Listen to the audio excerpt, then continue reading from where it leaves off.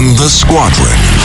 They called him Bullets, but we call him Greg Kelly.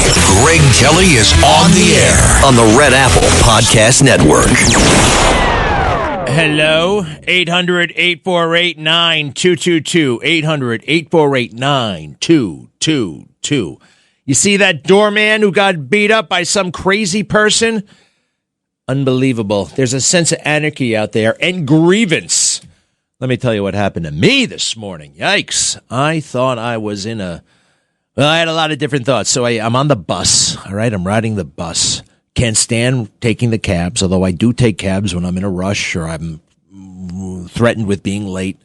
If I can lollygag a little bit, if I leave early enough, I'll take the bus. So I'm taking the bus, and everything's fine. The bus is not particularly full. It's not crowded. It's about, 8:15 in the morning. It's pleasantly uncrowded, and which I like.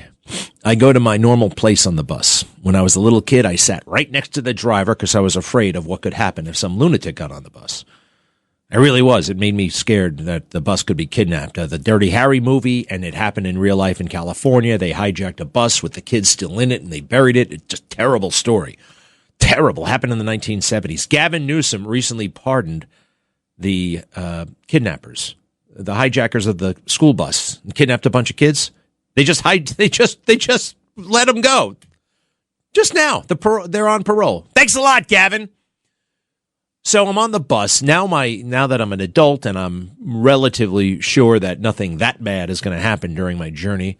I sit where the sixth graders used to sit on my bus, in the back of the bus, right? That's where the cool kids hang out, right? Maximum distance from the driver. To me, it's the most comfortable seat because it's all the way in the back, and you know how it goes all the way across, right? It's just more room. So everything's fine. And then we stop and we pick up a passenger. I don't think much of it.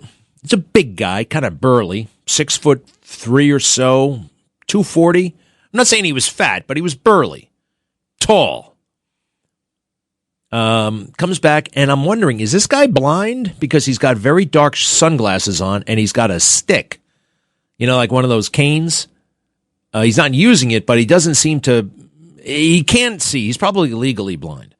He can see a little bit, but, he can't... Whatever. So he comes all the way back, and, of course, he sits right next to me. That's fine. I say, of course, he sits right next to me, because there's about to be some trouble. All right, so he sits down, and I even thought about striking up a conversation with him. You know what I mean? I like to talk to people sometimes, and I vetoed that idea a few moments later when he took out a Corona beer, right? One of those tall boys, is that what they call it? One of those big boys, right? Big, big, big. This is 8:15 in the morning, and he starts drinking the beer. And by the way, when he opens it, it goes everywhere. I'm like, this guy's a mess. Then again, I'm still giving him the benefit of the doubt. I'm like, you know what? Maybe he just got off duty at the post office, right? Maybe he had to work all night. Maybe this is his one indulgence. And then he starts talking. Not to me, but to the bus, right? He points at Central Park. You see that? It used to be owned by black people. Now it's all you whiteys and Jews who got the park. Oh, boy. Yep, here we go. Here we go. He happened to be black. I happen to be white. He happened to be very anti-Semitic, very anti-white, and very consumed with anti-black stereotypes that he listed. He kept saying, oh, we're not lazy, we're not this, we're not that. How dare you say that about me? And I'm thinking, oh, well, there goes I'm even still trying to think, maybe I could have an educated conversation with him. Maybe I could say, hey, come on, where did you hear that? Let's stop. Then he started really getting into the heavy anti-Semitism. Oh, I'm glad they're dead. October 7th, greatest day in history. All right, now I know we got a real problem. I mean, potentially. No one's looking at him. People are aware of him, but they're not looking at him. That's kind of how you roll in New York, right? Of course, I'm getting all kinds of ideas. You know what I mean? Do I stand for this kind of bigotry 2 seats away from me? Do I say something? Do I do something? And he's just shooting off his mouth, which you are allowed to do, although you're not allowed to drink beer on the bus, And then I thought to myself, this guy just might have a gun. or a great big knife. I mean, who the hell else talks like that unless they're really looking for trouble? And he's getting liquored up at the same time, right? So I know I'm not going to say anything. And I look at the street outside, and guess what? It's time for me to get off. Now, I did ride with him. I didn't get off early. It was time for me to get off. And I did shoot him a look. I gave him a look. But being that he's like partially blind, he didn't notice anything. And I didn't say anything. He wasn't threatening anybody. I can't say he was doing that. He was talking a big game, horrible stuff, and I got off the bus. And honestly, I feel like I did the right thing, and I feel like I did the smart thing. Because another version of me would have said something. I'm talking about once he even, I was thinking about having a conversation with the guy. I'm not regretting that. I could have a talk with anybody, but when he started to get bigoted, you really can't talk with somebody like that, and he's drunk. And I'm thinking, you know what? Maybe this guy wants to go down in a blast. He's having his last drink. He's going to have a drink, and then he's going to open fire. We've seen it before in this city. A guy named Frank James happened to be black, happened to really hate white people, and he went onto that subway in Brooklyn and shot it up. Remember that? I think he also he let off a little thing called a bomb. And then we found a videotape how much he hates white people. If anything, right now, to be honest, I feel like white, black, Asian, Hispanic, we're all kind of chill with each other. We're all kind of chill, more so than usual. You know why? Because we're a little bit afraid of the Islamic extremists. Right? I think there's less tension between races in America, and there was plenty of tension, artificial, the fake news, and Democrats talked it into existence. Anyway, that happened to me on the bus. The bottom line, never take the bus. No. The bottom line, be smart. All right? Be smart. And also don't show fear. I didn't get up and move my seat, right? I didn't just, I didn't react. Sometimes you got to react. The moment that guy had done something, though, and, he's a very big guy, probably armed, probably had some sort of a weapon. If he had harmed somebody, I would had to have done something. That's the thing, though. You can't count on people doing anything anymore. Innocent bystanders remain bystanders. They don't take action. They may take out their phone, right? But they don't. And then you got to wait for the cops to show up. And then you got to wait for the cops to put on their rubber gloves. Have you seen that lately? Yeah, before they touch anything, they want to put on their rubber gloves. I mean, to a certain degree, I don't blame them, but I don't know. It was a moment. It was a moment. And here I am. All is well. And it's pretty quiet out there. Mamdami's wife, we continue to find out just how much she loves terrorism and terrorists, right? All these Instagram posts and liking this and October 7th and celebrating it and glorifying it. These people hate Jewish people. And if he doesn't shut up about the gosh damn Palestinians right now, it's driving me a little bit nuts. We just had a doorman get his face bashed in. And the guy next to me, the lunatic, they inhale this stuff. A lot of them sit around and watch TV on their phones all day long. They're riled up by this crap. And it comes out. It could have come out on that bus. I hope they made it to their destination. Come to think, I was checking the news. I didn't hear anything about a terrorist attack on a bus. But I felt like it could have happened. He's worried about Gaza and Palestine. Yeah, I'm worried about a lunatic next to me on the bus. Right? What do I want a mayor for? I want a mayor for the lunatic next to me on the bus. With an effective, balls-to-the-wall police commissioner who ain't thinking about running for governor. That's what Jessica Tisch is all about. Her power, her status. How does this affect me? Whatever happened to those cops who were hit with the snowball? The snowball, the ice attack on the cops. This is criminal and disgraceful. Yeah, she put out one hell of a tweet. Oh, that tweet was poetry. And then what? Nothing. They're counting on us being inattentive and having no memory, right? Being distracted. Oh, that Trump. Oh, yeah, can you believe that? Oh, can you believe what he did now? No follow through, no follow up. You ready for this guy to lower the speed limit? You hear about this? He wants to lower the speed limit to 20 miles per hour. Mamdani. It's the kind of thing an authoritarian tries to pull. Cut 22, please. Cut 22.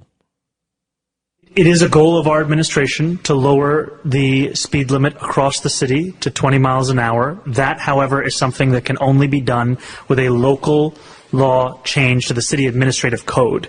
And we do support the city council taking those efforts. City council taking those efforts, huh?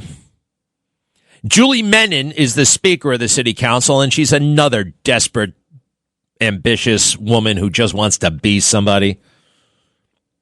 When she talks about this stuff, I don't know. I think really, quite frankly, I think she's thinking about herself, like most politicians.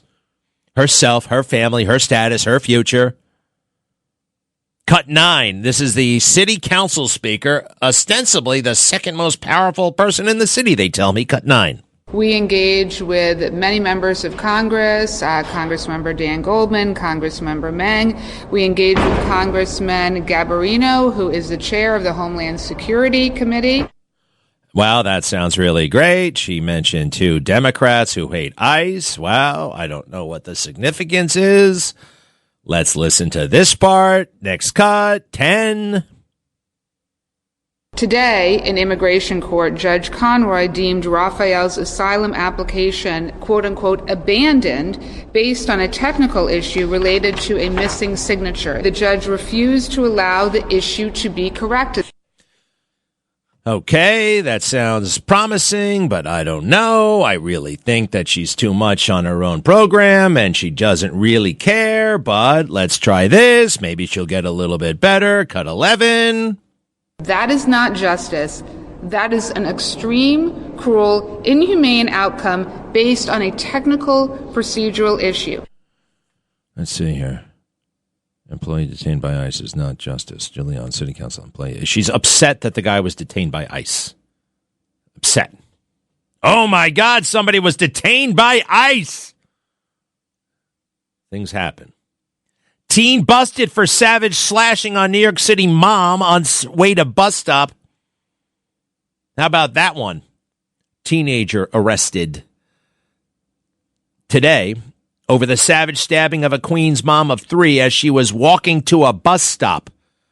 You know, instead of your fantasy of making these things free and fast, how about making them safe? The streets. You got what an opportunity. You know, what a clear-cut thing to be able to do to help people. Instead, you consume with Palestinians lowering the speed limit for the first time in 90 years.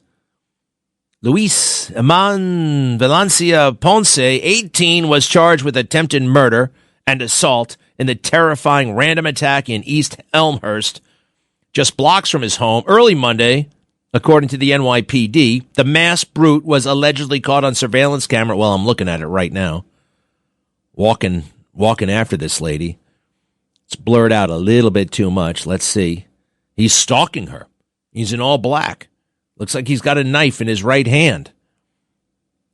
Stalking the victim, 29-year-old Lisette Ramales, as she headed to the bus stop at 6 in the morning. Goodness gracious. The bloody knife was recovered from the scene. The alleged perp was busted after his family recognized him in the surveillance images circulated by the cops.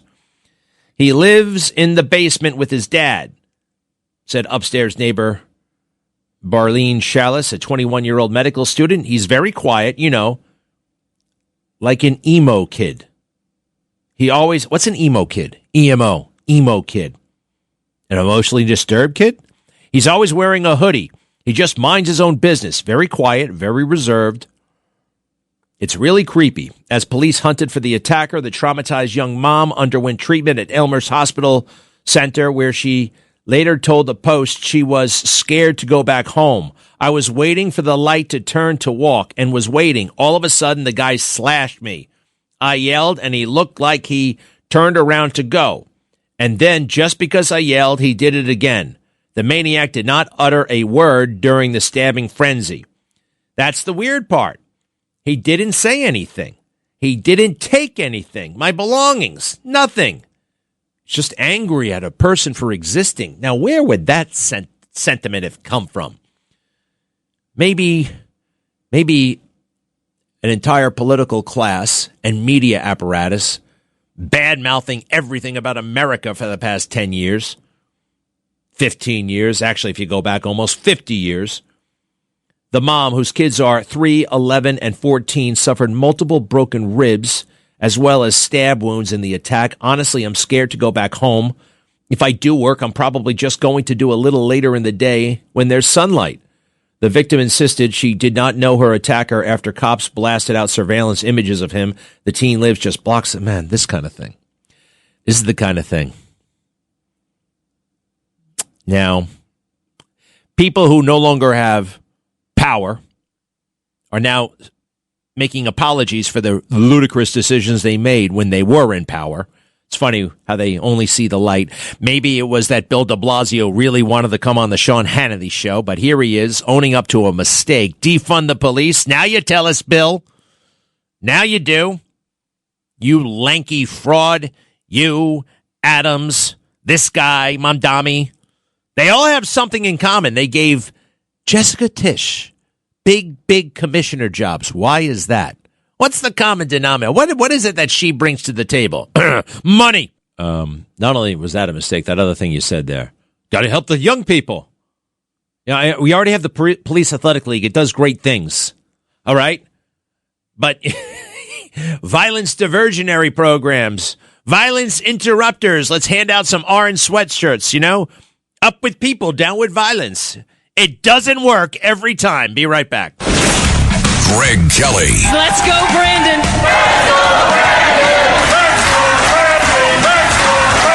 On the Red Apple Podcast Network. Greg Kelly. On the Red Apple Podcast Network. All right, we're back. Totally omitted by virtually everyone that cops received serious injuries while they were taking down those 2 Pennsylvania terrorists outside of Gracie Mansion. I mean, really bad stuff happened to them. Cracked ribs, broken vertebrae. Why was this totally kind of glossed over, not acknowledged? Bad news in my book. Very bad news. Real quick on the overseas stuff, Iran. Still think it was the right thing to do. A little bit nervous. I got to admit, about the Straits of Hormuz. And why am I nervous? Because all they got to do is sink 1 ship or 2 ship or, God forbid, an American ship. And I don't think that USS Tripoli should be going into the Persian Gulf. All right. It's not cut out for that. It doesn't have the defense capability of a major aircraft carrier, and we can't put a major aircraft carrier in there. I did hear something interesting. All right. Now keep this in mind. Let's say they start picking off ships left and right. What are we going to do? Well, we could just turn on Venezuela. Venezuela's oil output was severely curtailed. They basically had to sell their oil to like China and Iran and sell it on the black market because we had really significant sanctions imposed on Venezuela.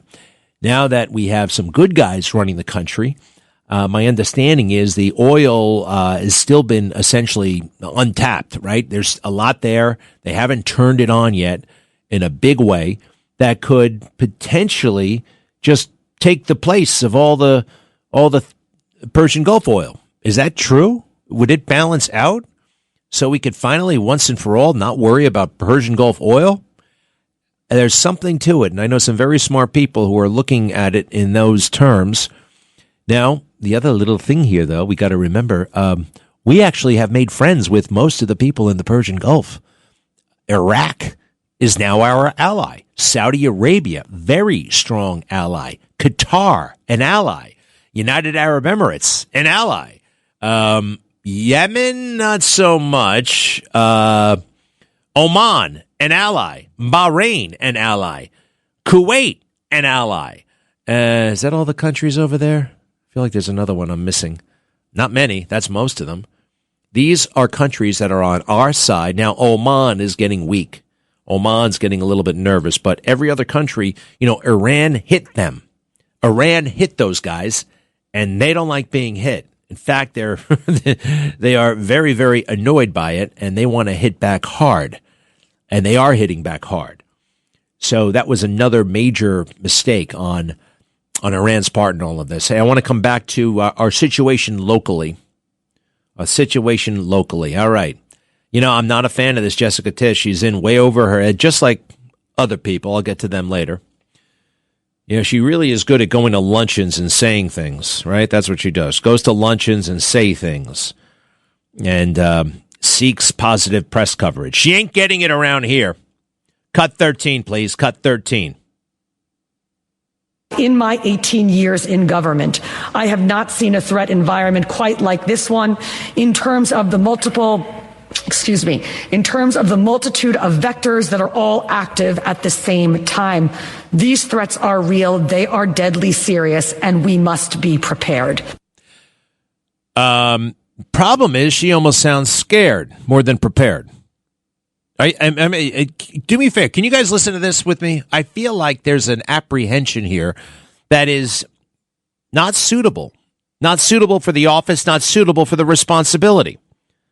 I mean, yeah, you're making a hell of a point. You've not seen this in my 18 years in government. Easy does it there, okay? Easy does it in my 18 years of government.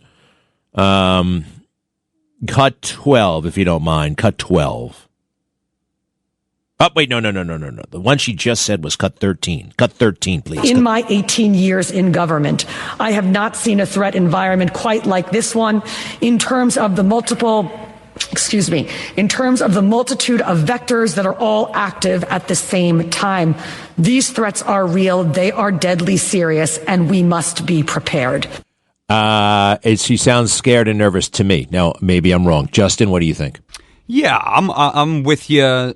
I got about 1 foot in your camp there. Yeah, I mean, but if you're her, I mean, you know, wouldn't you want to kind of portray that a little bit and try and instill that into New Yorkers? Maybe if New Yorkers are a little bit freaked out, something will get done about it. I think we're freaked out enough. Yeah. I mean, we're kind of freaked out enough these days. I don't know what I think back to my father and his bearing and how he spoke. I mean, she sounds like the gosh damn terror drones are on their way, right? You know, my dad, you know, there was a funny thing that was going on when he was commissioner, especially when Bush was president. Dick Cheney said, it's not a matter of if, it's a matter of when. And my dad was like, screw you. Now that we don't sign up for that thing. We live here. The if when part, Dick, you're going to be in your basement or, you know, at Site R, you're going to be in some secure facility. We are not going to be here in New York. All right. So we didn't accept that. We wanted to stop it. Let me see here. Does she find her mojo? Is it possible? Cut 14. We cannot overstate the gravity of this. It is not bureaucratic inconvenience. It is a direct threat to the NYPD's ability to maintain and enhance critical counterterrorism and intelligence operations in New York City, the most visible terror target in the United States. All right. I think she's upset about money, the funds, right? Okay. So this is kind of political at the same time. Hey, how about talking to the mayor and getting more money out of him? He's not a fan of yours, is he? You got all kinds of personal weird stuff going on between him, right? There's all kinds of weirdness there. She can unload on us, but can she unload on him? I wonder. All right.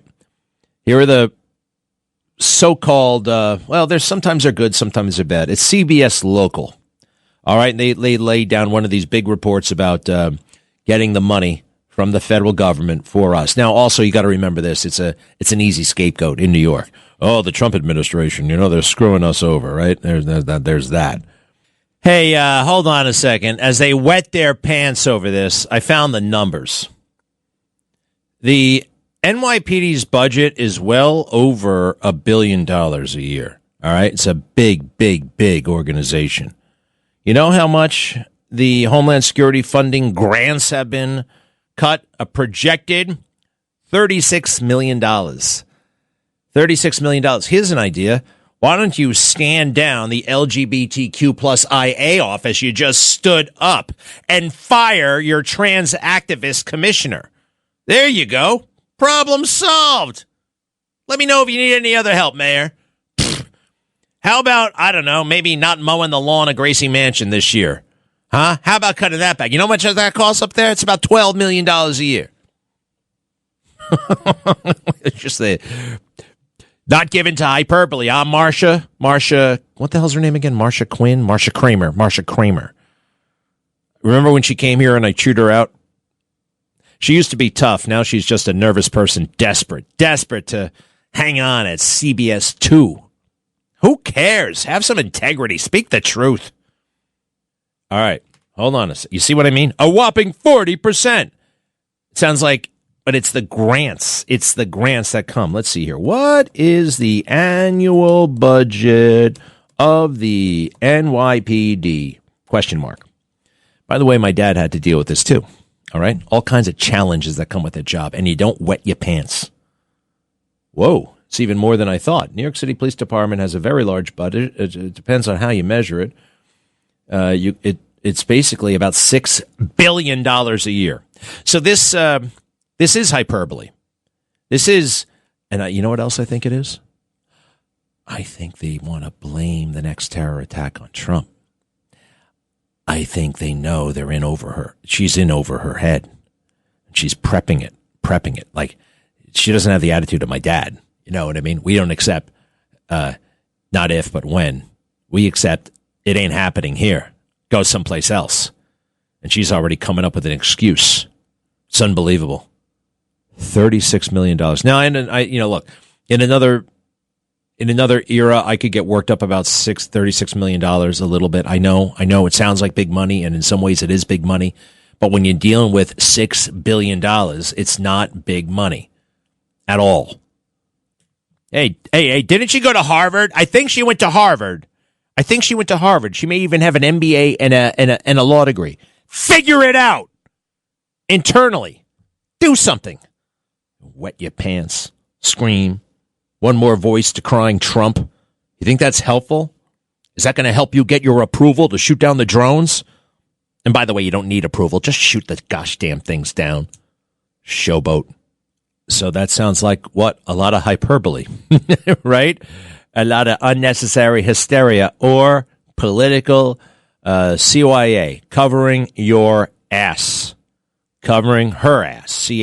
CHA. Her ass. Her big fat ass. I am sorry, but it is disgusting and offensive. And you make do. You got billions and billions and billions of dollars. And you got to make old ladies worry about that. Old ladies and me. Be right back. Greg Kelly on the Red Apple Podcast Network. This episode is brought to you by Redfin.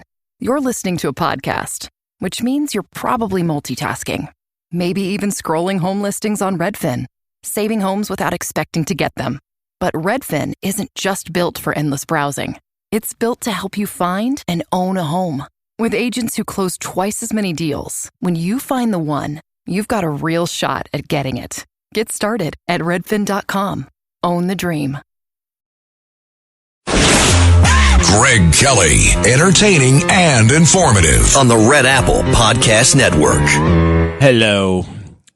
800-848-9222. 800-848-9222. You see Hochul? Talk about somebody who can't keep it together. The governor of New York State. Oh, boy, what an amateur.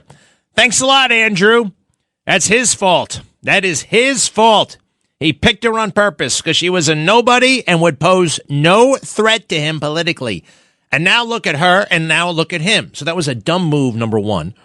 And also kind of an insult to everybody in the state, right? You don't pick a nitwit like that who couldn't even manage to get reelected to the House of Representatives, right? She was a one-term member of Congress from upstate New York. You know how hard it is to not get reelected? I mean, what the hell is your problem? And, forgive me, she also was the county clerk of Erie County, Buffalo County, Delaware, whatever the hell county was up there that she lived in. one of those big rural nowhere counties in way upstate New York. She was the county clerk and a one-term member of Congress, and now she's the governor, and she's playing with real bullets, and I don't like it. Something's got to be done here, all right? Now, fortunately, I saw Bruce Blakeman at the Thanksgiving Day. I'm sorry, it seems so long ago.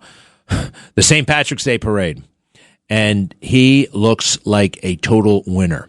He's got the fire in the belly. He looked amazing.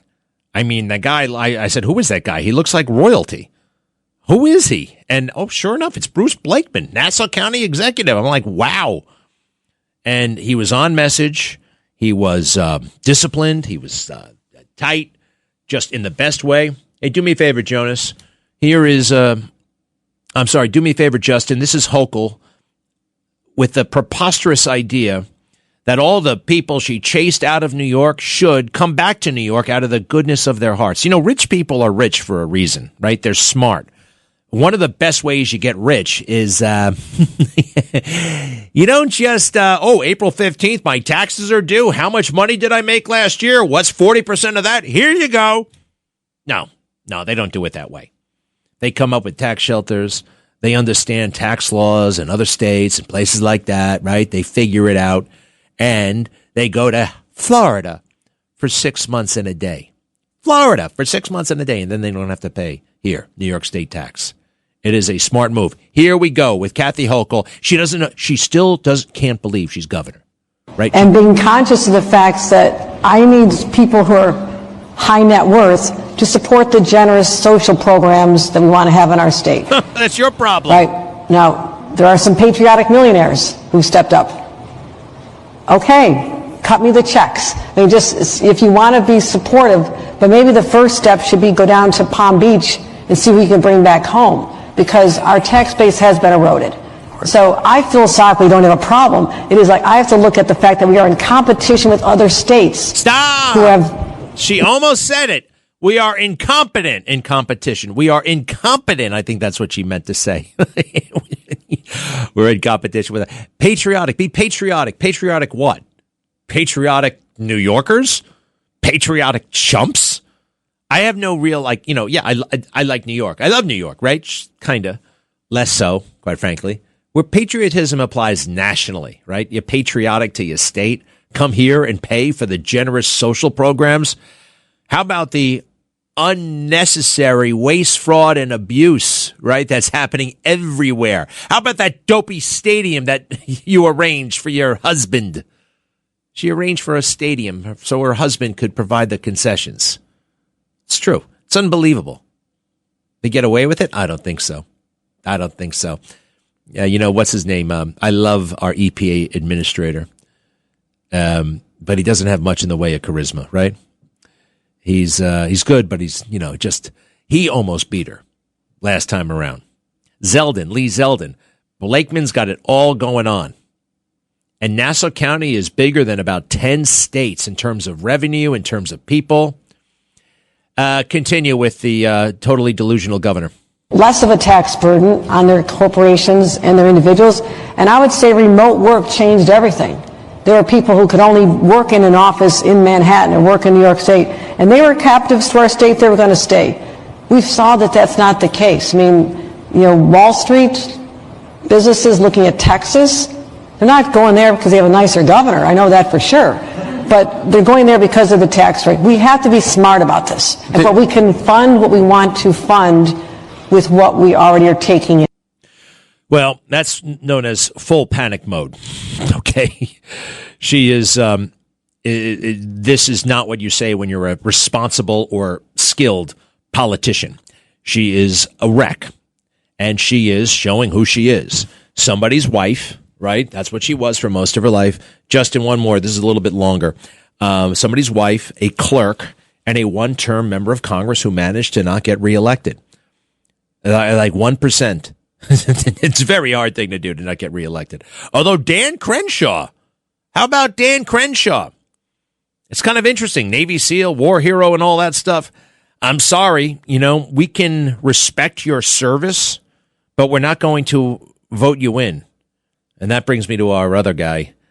What's his name? Arthur Kent? Joe Kent. Joe Kent. Dangerous man. And a silly man, to be honest. Very silly. I'll wait until the next hour. Here we go. She goes into a bit more detail here about her financial plan, which is to panic a little bit and shame people. Pick it up. I know New Yorkers are exasperated. They feel that everything's stacked against them. They're not getting ahead. Their rents are too damn high. Their child care costs are high. Their utility bills, and thank you to Washington, we're going to have higher prices at the pump. We already do. Everything just seems so hard for people. So I understand that frustration. You should join me in the North Country yesterday in Ogdensburg and Watertown, and people are so upset about the tariffs, raising the cost of everything. So there is this anxiety, which is real, and we're continuing to address the affordability crisis, which I believe should be the number one priority of this legislative session. What can we do to take off some of that pain that New Yorkers are feeling that I hear about literally every day? What I want to make sure we are smart about is having a system in place where it's not just taxing for the sake of taxing, and being conscious of the facts that I need people who are high net worth to support the generous social programs that we want to have in our state.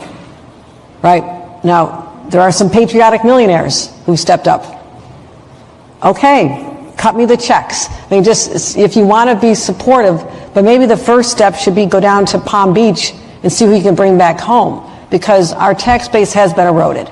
So I philosophically don't have a problem. It is like I have to look at the fact that we are in competition with other states who have less of a tax burden on their corporations and their individuals. And I would say remote work changed everything. There were people who could only work in an office in Manhattan or work in New York State, and they were captives to our state. They were going to stay. We saw that that's not the case. I mean, Wall Street businesses looking at Texas, they're not going there because they have a nicer governor. I know that for sure.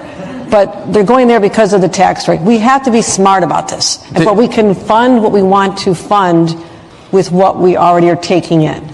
Well, it really is something to behold, isn't it? Just like there it is.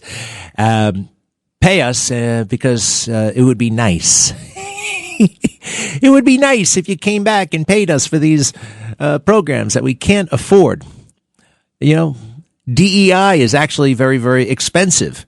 LGBTQ plus IA outreach is very, very expensive and unnecessary.